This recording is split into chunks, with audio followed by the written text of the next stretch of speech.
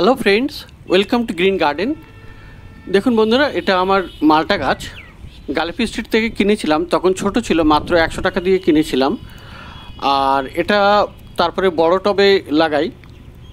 আর দেখুন, এটা তো ফলও চলে আসছে, ফল হচ্ছে এখন।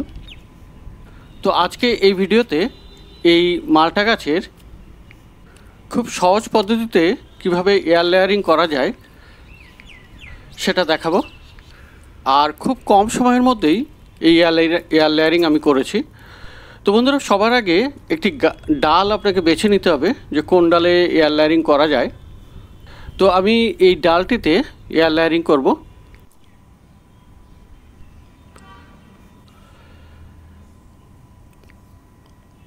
তো একটি ভালো চাকু নিতে হবে, খুব ধারালো। আমি এখানে একটি খুব হালকা টাইপের পেপার কাটিংয়ের যে চাকু, সেই চাকু নিয়েছি। আপনারা ভালো চাকু নিতে পারেন। আর যদি পুরানো চাকু হয় তাহলে কিন্তু স্যানিটাইজ করে নেবেন। আর এইভাবে রাউন্ড কাট দিতে হবে উপরে একটা, আর মোটামুটি হাফ থেকে 1 ইঞ্চি গ্যাপ রেখে আরও একটা এরকম রাউন্ড কাট দিতে হবে।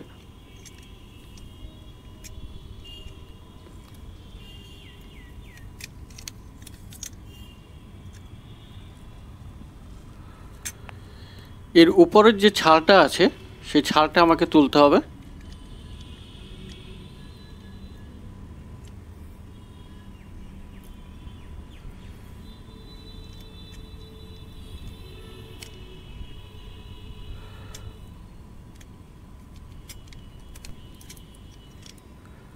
তো এভাবে সুন্দর করে বাইরের যে ছালটা আছে সেটি বার করে নিতে হবে। আর এরপরে এভাবে হালকা করে চারিদিকটা ঘষে দিতে হবে। এই ছাল কাটার পরে এই ছালের নিচে হালকা একটা সবুজ রঙের ভাব থাকে, ক্যাম্বিয়াম লেয়ার। তো ওই লেয়ারটাকে তুলে ফেলতে পারলে খুব তাড়াতাড়ি কিন্তু শিকড় চলে আসে। আর এইটা যদি না তোলা হয় তাহলে একটু দেরি হয়। তো এই কাজটি অবশ্যই করবেন যখনই এয়ার লেয়ারিং করবেন। দুটো রাউন্ড কাট দেওয়ার পরে ছালটা তোলার পরে এইভাবে ঘষে ঘষে ক্যাম্বিয়াম লেয়ারটা, হালকা যে সবুজ ভাবের যে উপরের আস্তরণটা থাকে সেটা তুলে দিতে হবে।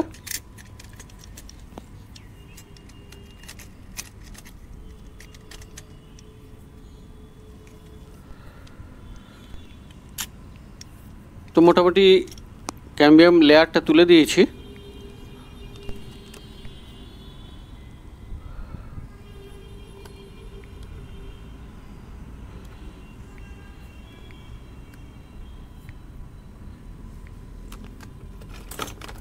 এবারে একটি প্লাস্টিকের গ্লাস খুব সহজেই পাওয়া যায়, বড় হলে ভালো হয়। তো এই ছোটোতেই আমি করেছি এবং তাতেও ভালো রেজাল্ট পেয়েছি। তো এইভাবে একটা সাইড কেটে নিতে হবে আর নিচের দিকেও একটু কেটে দিতে হবে।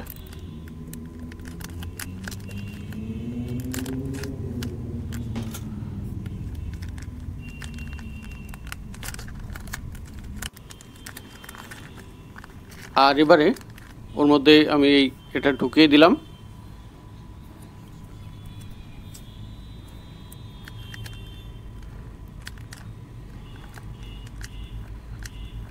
ইনসুলেশন টেপ দিয়ে এটা আটকে দিচ্ছি।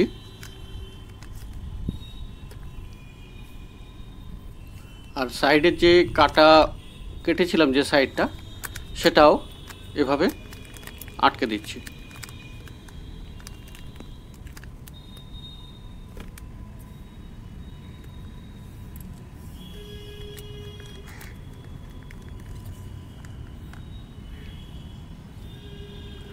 এবারে দেখুন, এটা কোকোপিট, শুধুমাত্র কোকোপিট, অন্য কোনো কিছু নেইনি।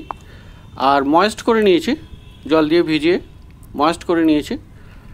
আর এবারে ওর ভিতরে আমি এই কোকোপিট দিয়ে দেব, ঠিক এইভাবে।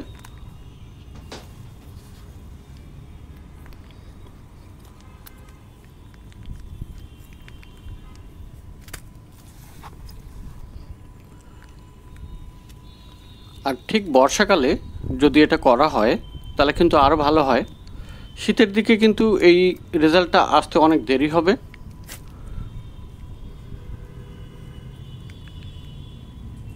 মোটামুটি গরমের সময় অথবা বর্ষাকালেই সবথেকে ভালো, বর্ষার শুরু থেকে করতে পারেন।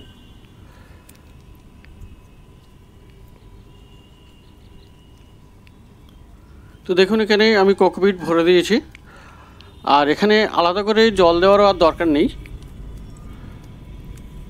কারণ অলরেডি কোকোপিট ময়েস্ট ছিল। আর চারিদিকটা এইভাবে আটকে দিলাম। আর এবারে আমি এটা যেহেতু বর্ষার সময় করছি তাই এটা আমি ঢাকবো না, কিন্তু যদি অনেক দিন ধরে বৃষ্টি না হয় তাহলে কিন্তু উপর থেকে মাঝে মধ্যে জল দিয়ে ময়েস্ট রাখতে হবে।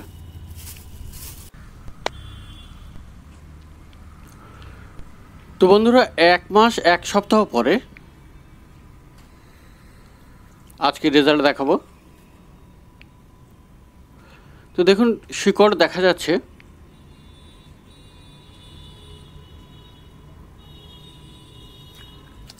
খুব ভালো শিকড় এসছে। আর ইনসুলেশন টেপগুলো আমি তুলে দিচ্ছি, তাহলে আরও ভালো করে দেখা যাবে।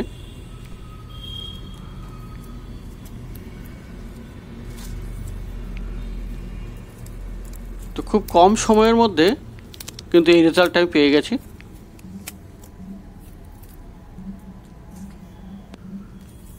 তো আপনারাও ঠিক এইভাবে বাড়িতে যদি কোনো লেবু গাছ বা মৌসম্বি গাছ বা সাইট্রাস জাতীয় কোনো গাছ থাকে, তার যদি প্রপাগেশন করতে চান তাহলে কিন্তু এই পদ্ধতিতে খুব সহজেই করা যায়।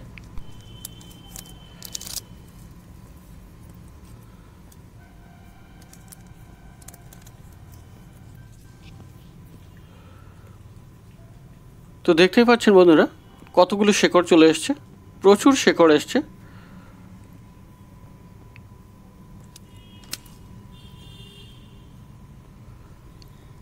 আর খুব কম সময়ের মধ্যেই এসছে।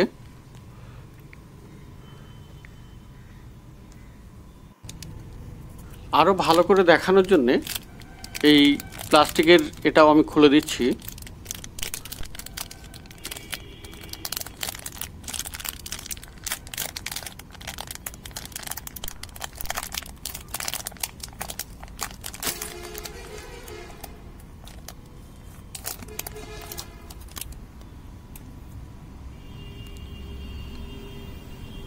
তো দেখুন কি সুন্দর শিকড় এসছে,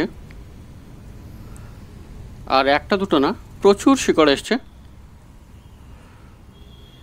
এবারে এই ডালটিকে আমি ভালো একটা কাটার দিয়ে এটা আলাদা করে নেব এবং তারপরে কোনো টবে বা মাটিতে আমি বসিয়ে দিতে পারি।